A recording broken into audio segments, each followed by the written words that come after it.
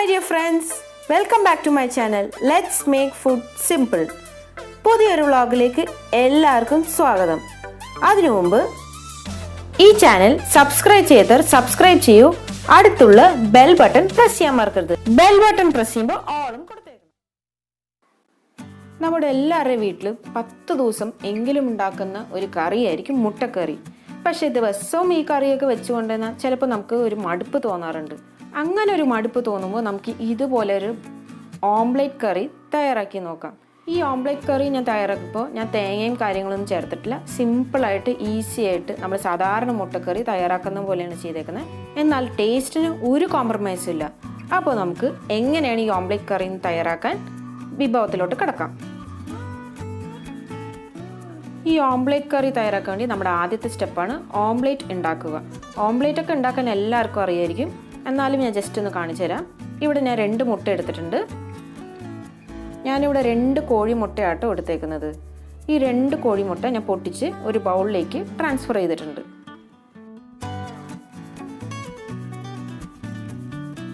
ഇനി ഇതിൻ്റെ അകത്തേക്ക് നമുക്ക് കുറച്ച് ഉപ്പിട്ട് കൊടുക്കാം. ഈ സ്റ്റേജിൽ നമുക്ക് വേണമെങ്കിൽ മുട്ട അടിച്ചിട്ട് വെറുതെ ഓംലെറ്റ് ഉണ്ടാക്കിയാലും എടുക്കാം. അല്ലെങ്കിൽ ഞാൻ ചെയ്യാൻ പോകുന്നത് കുറച്ച് സവാളയൊക്കെ ഇട്ടിട്ട് അങ്ങനെയും ചെയ്തെടുക്കാം. അതൊക്കെ നിങ്ങളുടെ ഇഷ്ടം പോലെ എന്താണെന്ന് വെച്ചാൽ ചെയ്യാം. ഇപ്പോൾ തൽക്കാലം ഞാൻ കുറച്ച് സവാള ഇട്ട് കൊടുക്കുന്നുണ്ട്.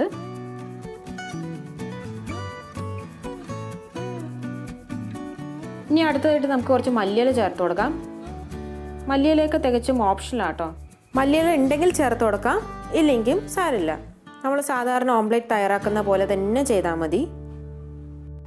ഇനി നമുക്കൊരു ഫോർക്ക് ഉപയോഗിച്ച് നന്നായിട്ട് മുട്ട ഒന്ന് ചിക്കിയെടുക്കാം.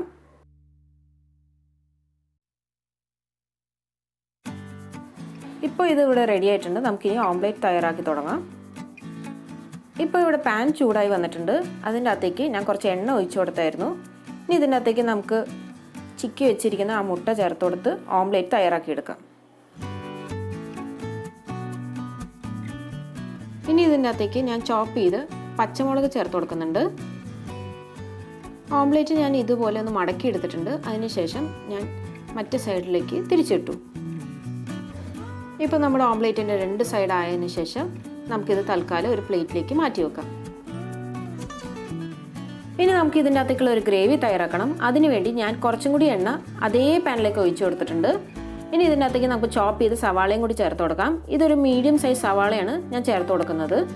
ഇനി ഇത് നന്നായിട്ട് വഴറ്റിയെടുക്കാം. ഇനി ഈ സവാളയൊന്ന് പെട്ടെന്ന് വഴന്ന് കിട്ടാൻ വേണ്ടി ഞാൻ കുറച്ച് ഉപ്പും കൂടി ചേർത്ത് കൊടുക്കുന്നുണ്ട്. ഇനി ഇതിൻ്റെ അകത്തേക്ക് നമുക്ക് 1 ടീസ്പൂൺ ഇഞ്ചി വെളുത്തുള്ളി പേസ്റ്റാണ് ആവശ്യം. അതും കൂടി ചേർത്ത് കൊടുക്കാം. ഇനി ഇഞ്ചി വെളുത്തുള്ളി പേസ്റ്റിൻ്റെ പച്ച മണം മാറുന്ന വരെ നമുക്കൊന്ന് വഴറ്റിയെടുക്കാം. ഇപ്പോൾ നമ്മൾ ഇട്ടേക്കുന്ന സവാളയും ഇഞ്ചി വെളുത്തുള്ളി പേസ്റ്റൊക്കെ ഒന്ന് വഴന്നു വന്നിട്ടുണ്ട്. ഇതിൻ്റെ അകത്തേക്ക് നമുക്ക് ഒരു ചെറിയ പച്ചമുളകും കൂടി ചേർത്ത് കൊടുക്കാം. ഞാൻ നേരത്തെ ഒരു പച്ചമുളക് നമ്മുടെ ഓംലെറ്റിലേക്ക് ചേർത്തായിരുന്നു. ഇത് രണ്ടാമതായിട്ടാണ് ഞാൻ ഈ മസാലയ്ക്ക് വേണ്ടി ഒരു പച്ചമുളക് ചേർത്ത് കൊടുക്കുന്നത്. ഇനി ഇതിൻ്റെ അകത്തേക്ക് അടുത്തതായിട്ട് നമുക്ക് ഒരു വറ്റൽമുളക് ചേർത്ത് കൊടുക്കണം. എരിവിൻ്റെ അളവൊക്കെ നിങ്ങൾക്ക് കൂട്ടോ കുറയ്ക്കുകയോ ചെയ്യാം. ഇനി ഇതിൻ്റെ അകത്തേക്ക് നമുക്ക് കുറച്ച് കറിവേപ്പില ഇട്ട് കൊടുക്കാം. ഇനി ഇതെല്ലാം കൂടി നന്നായിട്ട് വഴറ്റിയെടുക്കണം. ഇപ്പോൾ ഈ മസാലയൊക്കെ ഒന്ന് വഴന്നു വന്നിട്ടുണ്ട്. ഇനി ഇതിൻ്റെ അകത്തേക്ക് നമുക്കൊരു ചെറിയ തക്കാളി ചേർത്ത് കൊടുക്കാം. ഇനി ഈ തക്കാളിയും ഈ മസാലയുടെ കൂടെ ചേർന്ന് നന്നായി യോജിച്ച് വരട്ടെ.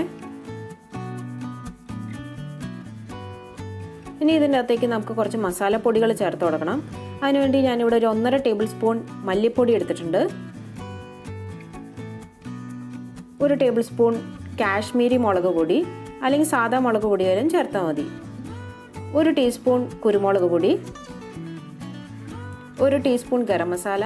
ഇനി ഇതിൻ്റെ അകത്തേക്ക് നമുക്ക് 1.5 ടീസ്പൂൺ മീറ്റ് മസാലയോ ചിക്കൻ മസാലയോ എന്താ നമ്മുടെ വീട്ടിലുള്ളതെന്ന് വെച്ചാൽ അത് ചേർത്ത് കൊടുക്കാം.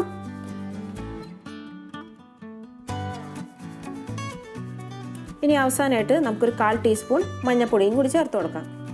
ഇനി ഈ മസാലപ്പൊടികളുടെയൊക്കെ പച്ച മണം ഒന്ന് മാറി വരട്ടെ. ഞാൻ ഈ മസാലപ്പൊടികളൊക്കെ ചേർക്കുന്ന മുന്നേയായിട്ട് ഞാൻ ഫ്ലെയിം ഏറ്റവും ലോ ഫ്ലെയിമിലോട്ടാണ് മാറ്റിയേക്കുന്നത്. ഇപ്പോൾ നമ്മുടെ മസാലപ്പൊടികളിലൊക്കെ പച്ച മണം മാറിയിട്ടുണ്ട്. ഇനി ഈ കറിക്ക് ആവശ്യമുള്ള വെള്ളം നമുക്ക് ചേർത്ത് കൊടുക്കാം. ആദ്യം നമുക്ക് കുറച്ച് ചേർത്ത് കൊടുക്കാം. എന്നിട്ട് ഗ്രേവി പോരാ എന്ന് തോന്നിക്കഴിഞ്ഞാൽ കുറച്ചും കൂടി ചേർത്ത് കൊടുക്കാം. ആദ്യമേ നമ്മൾ അധികം ചേർത്ത് കൊടുത്തു കഴിഞ്ഞാൽ ചിലപ്പോൾ ഇത് വെള്ളമായി പോവും. പിന്നെ നമ്മൾ ഈ ഗ്രേവി വറ്റിച്ചെടുക്കാൻ വേണ്ടി കാത്തിരിക്കേണ്ടി വരും. അപ്പോൾ അതെല്ലാവരും പ്രത്യേകം ശ്രദ്ധിക്കുക. ഇപ്പോൾ നമ്മുടെ ഗ്രേവി നന്നായിട്ടൊന്ന് തിളച്ച് വരുന്നുണ്ട്. ഈ സമയത്ത് നമുക്ക് നേരത്തെ തയ്യാറാക്കി വെച്ചിരിക്കുന്ന ഓംലേറ്റ് ഇല്ലേ, അതൊന്ന് ഇതുപോലെ ഒന്ന് മുറിച്ചെടുക്കാം. ഇതുപോലെ പീസാക്കി എടുക്കാം. ഇനി തിളച്ചുകൊണ്ടിരിക്കുന്ന ഈ ഗ്രേവിയിലേക്ക് നമ്മൾ കട്ട് ചെയ്ത് വെച്ചിരിക്കുന്ന ഈ ഓംലേറ്റ് ഓരോന്നോരോന്നായിട്ട് ചേർത്ത് കൊടുക്കാം.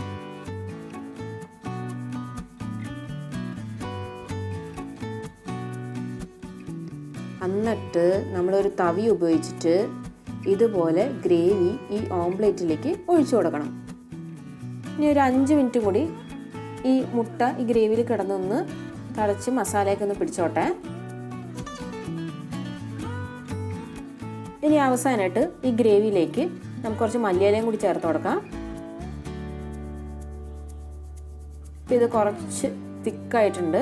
ഇനി നമുക്കിത് സെർവിങ് ബൗളിലേക്ക് മാറ്റാം.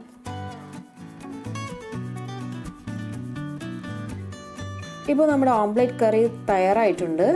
ഇത് ചപ്പാത്തിൻ്റെ കൂടെയോ അല്ലെങ്കിൽ അപ്പത്തിൻ്റെ കൂടെയോ അല്ലെങ്കിൽ സാധാരണ നമ്മുടെ ചോറിൻ്റെ കൂടെയൊക്കെ നല്ലൊരു കോമ്പിനേഷൻ ആയിരിക്കും. ഇത് ഞാൻ ഏറ്റവും സിമ്പിളായിട്ടുള്ള രീതിയിലാണ് തയ്യാറാക്കിയത്, നമ്മുടെ വീട്ടിലുള്ള ചേരുവ വെച്ച് തന്നെ.